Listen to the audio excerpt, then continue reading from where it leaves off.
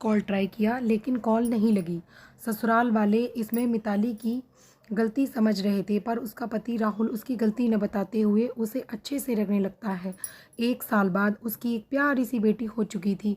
अब तो मिताली के ससुराल वाले भी उसे अपना ही लेते हैं। एक सुबह राहुल उठता है और मिताली को ढूंढने लगता है, पर वो उसे कहीं नहीं मिलती। उसे मिताली की एक चिट्ठी मिलती है। राहुल, मुझे माफ़ करना, मुझे अपना सपना पूरा करना था जो शायद तुम्हारे साथ नहीं हो सकता।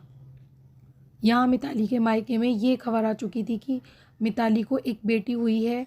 वे ये खबर सुन के खुद को रोक नहीं पाए और श्वेता के साथ वहाँ चल पड़े। वहाँ जाके देखा तो मामला अपना रुख ही बदल चुका था। श्वेता को देख राहुल के घर वाले गुस्से से तमतमा उठे और बोला कि आपने हमारे साथ धोखा किया है। अरे, हमने तो फिर भी आपकी बिगड़ैल बेटी को अपनाया था, लेकिन वो अपनी 2 महीने की बेटी को छोड़कर भाग गई।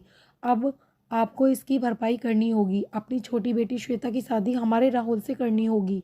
शर्मिंदा माँ बाप को ऐसा करना पड़ा।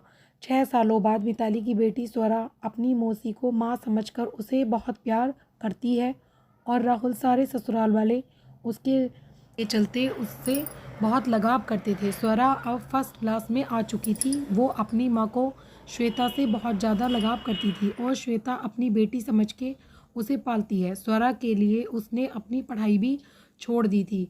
यहाँ तक कि श्वेता का खुद कुछ दिन पहले ही बेटा हुआ था, मगर स्वरा से वह अभी भी उतना ही प्यार करती थी।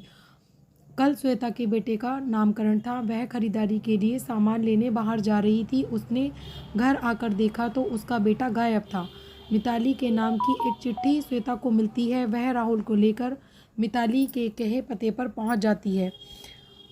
वहां देखकर सब दंग रह जाती है। मिताली बच्चे को लिए बोलती है, मैं अपना सपना पूरा क्या करने गई, तूने मेरा परिवार हथिया लिया, पर कोई नहीं, ये देख आज तू अपना सपना पूरा नहीं कर पाई और मैंने कर दिखाया।